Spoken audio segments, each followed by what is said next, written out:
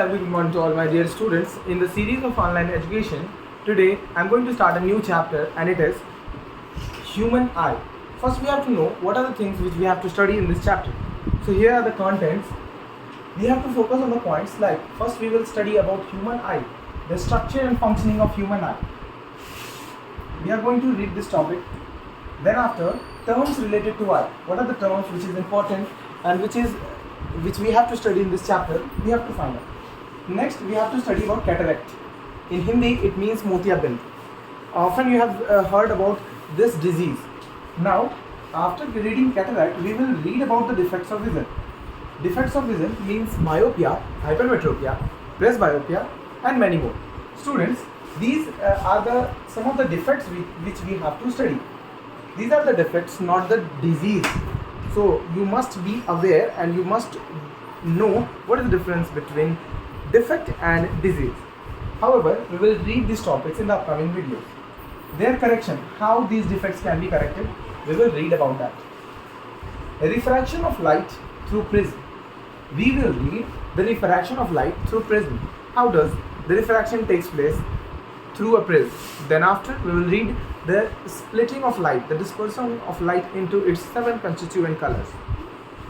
And how does the rainbow formation takes place? Dispersion of white light into 7 colors, then the formation of a rainbow. Okay, let's move. Atmospheric refraction and related phenomena.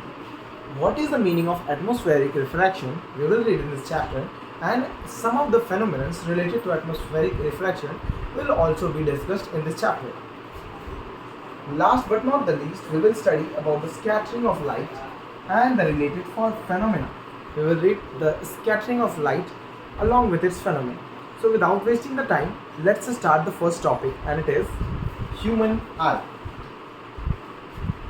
This is the beautiful diagram you can see which has been drawn, and we will know about our eye with the help of this diagram. First, we have to know that our eyes are somehow like this. From the outer region, our eyes looks like this. This blackish portion of our eyes is known as iris. Then after, there is a hole in between the iris. It is called pupil. Students, let me remind you that the outermost transparent part of our eyes is known as cornea. Okay? The outermost transparent part of our eyes, which covers our eyes and protects us from germs and dust particles in our day-to-day life. This transparent substance is known as cornea. So cornea is the outermost transparent part. Then after, you can see, then after our second part of the eye comes, you can see my black eyes. This black eyes is known as iris. The function of iris is to control and regulate the size of pupil. What is the meaning of pupil? First, let us know what is iris. This is the portion which is iris. You can see clearly in the diagram. Then after, students, iris controls and regulates the size of pupil. What is pupil? Pupil is the passage through which the light enters in our eyes. This is the passage.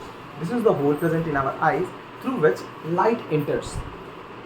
Then after, we can see this is a lens. Inside our eyes. This is called human eye lens. It is crystalline in nature. It is human eye lens and it is convex lens actually. It is convex in nature. Then after, you can see that the ciliary muscles binds the lens on its position. These are called ciliary muscles. These muscles which catch the lens is known as ciliary muscles.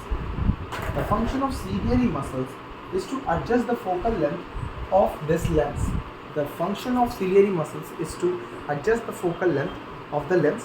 Whenever we see very far, our ciliary muscles makes the lens thinner, which increases the focal length of the lens. However, when we look very close, approximately more than 25 centimeters, then what happens is our ciliary muscles contract the human eyelids, which makes the center of curvature of that lens smaller, and thus the focal length also becomes small. Let's move. So we are going to discuss all these things.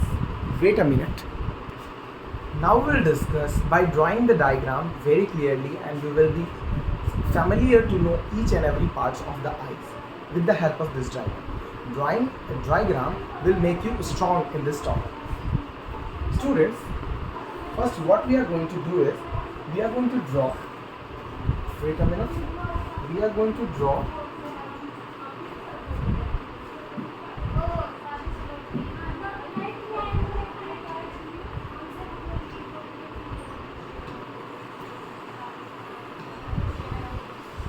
wait, listen students.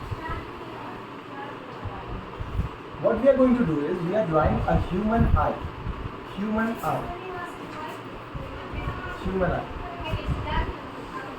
Listen. As you can see,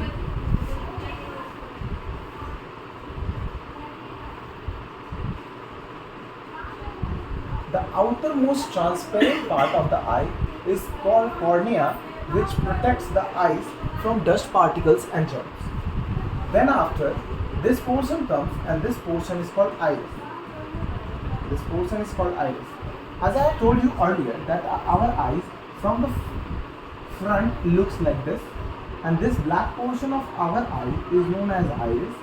For some people it can be brown, it can be grey, blue as well, but for a generalized phenomenon, it often seems that the eyes is black in nature. Most of the people have black eyes, especially in India. The central part, the central hole is called pupil. Pupil is the passage through which the light enters.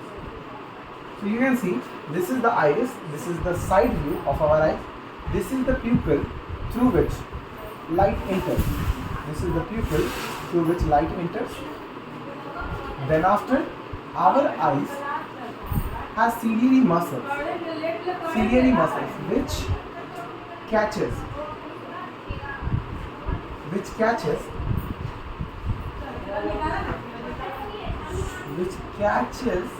our eyelids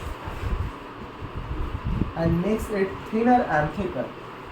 This muscle is called ciliary muscle. Is called ciliary muscle. Ciliary muscle. Got it? This is our eyelids, which is double crystalline in nature. This is convex lens. This is human eyelids. Human eyelids. Eyelids. One more thing is important. What is the substance, or what is the thing which is present in between cornea and lens? This is also the jelly-like substance, which is called aqueous humor. A-Q-U-E, aqueous humor. H-U-M-U-R. Then after, you can see this region. This region is called retina, and retina is the screen. Retina is the screen on which the formation of images takes place. Retina is the screen where the lens focuses the image. Retina is present everywhere. Retina is present everywhere, and the reason where retina is absent is called blind spot. So you can see retina is present everywhere. It is the screen on which the lens focuses the image. It is retina. Most of the images are formed in this region. This is called yellow spot, because most of the images are formed here. From this reason, since the retina is absent here, if the images formation is taking place here, we won't be able to see that image because the retina is absent. The retina is absent here, therefore it is called as blind spot. If the image formation will take place, it won't be visible to our brain, because Our brain carries the signal. Our brain carries the signal. Our brain carries the signal with the help of nerves. And here are the optic nerves. Here are the optic nerves which carries the signal. These are called optic nerves. Optic nerves. These are the nerves which carry signals. Optic nerves which carry signal to the brain. What we are seeing. In between, what is the substance which is present called? In between, the substance which is present is called vitreous humor. Vitreous humor. Jelly-like substance. Its function is to provide the shape to this eyeball structure. I hope most of the things I have covered. Let us discuss the functions one by one. First of all, we will discuss the function of cornea. The function of cornea is to protect the eyes from the dust particles as it is present in the outermost region. Second, iris.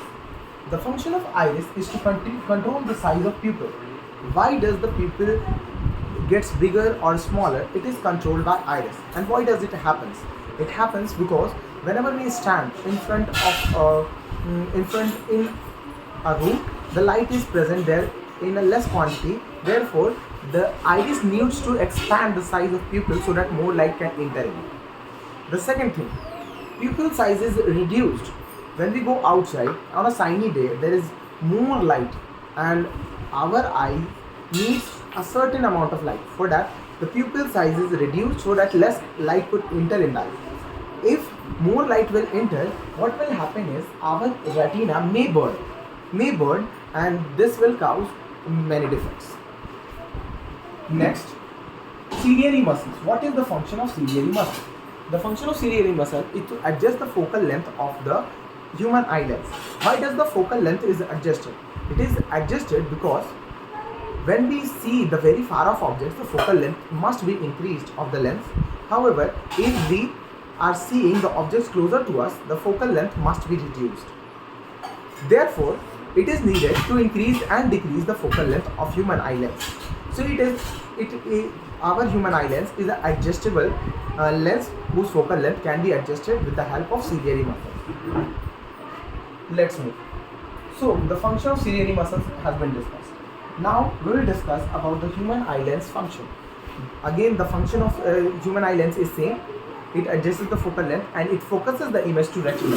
It adjusts its focal length with the help of ciliary muscles and focuses the image on retina. Focuses the image on retina.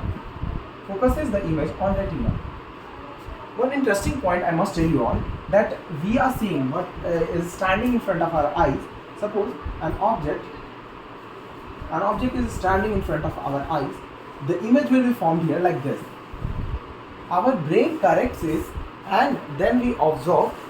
Otherwise, since convex lens in 5 cases forms a real and inverted image, therefore here real and inverted image is formed, and our brain corrects it and then we observe all the images. Let's move. What is the function of aqueous humor? Aqueous humor, the function of aqueous humor is to maintain the gap between cornea and human eye lens. The function of vitreous humor. The function of vitreous humor is to provide the shape to the eyeball as well as it helps in refraction of light. The function of retina. It acts as the screen where the image is formed. It acts as the screen where the image is formed. It is a big screen. What is yellow spot? The spot where maximum number of images are formed is known as yellow spot. What is blind spot? The region or area where retina is absent, so that the image formation if takes place we cannot see because there is no retina. Therefore, it is known as blind spot. Optic nerves. What is optic nerve? It carries the signal whenever the image is formed on retina. It carries the signal to the brain, and our brain interprets and observes that thing. So it is a small diagram which you must memorize, draw it twice or thrice. It is important, and we will meet in the next upcoming videos with the defect of vision, the range of vision, and many more things. For that, we will meet in the next video. Thank you very much.